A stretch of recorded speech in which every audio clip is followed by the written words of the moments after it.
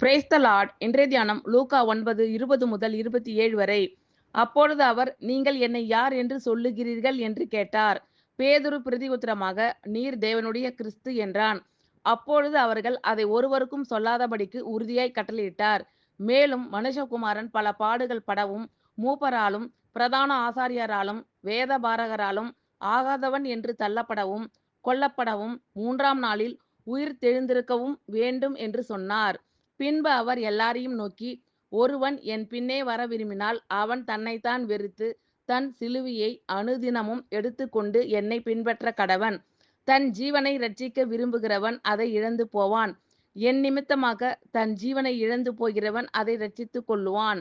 மனுஷன் உலகம் முழுவதையும் ஆதாயப்படுத்தி கொண்டாலும் தன்னைத்தான் கெடுத்து நஷ்டப்படுத்தினால் அவனுக்கு லாபம் என்ன? என்னை குறித்தும் என் வார்த்தைகளை குறித்தும் எவன் வெட்கப்படுகிறானோ அவனை குறித்து மனுஷகுமாரனும் தம்முடைய மகிமையோடும் பிதாவின் மகிமையோடும் பரிசுத்த தூதர்களின் மகிமையோடும் வரும்போது வெட்கப்படுவார். இங்கே நிற்கிறவர்களில் சிலர் தேவனுடைய ராஜ்யத்தை காணும் முன் மரணத்தை ருசி பார்ப்பதில்லை என்று மெய்யாகவே உங்களுக்கு சொல்லுகிறேன் என்றார். அப்பொழுது அவர், நீங்கள் என்னை யார் என்று சொல்லுகிறீர்கள் என்று கேட்டார். பேதுரு பிரதியுத்தரமாக, நீர் தேவனுடைய கிறிஸ்து என்றான்.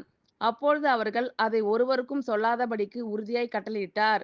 மேலும் மனுஷகுமாரன் பல பாடுகள் படவும், மூப்பராலும் பிரதான ஆசாரியராலும் வேதபாரகராலும் ஆகாதவன் என்று தள்ளப்படவும், கொல்லப்படவும், 3ஆம் நாளில் உயிர் தெழுந்திருக்கவும் வேண்டும் என்று சொன்னார்.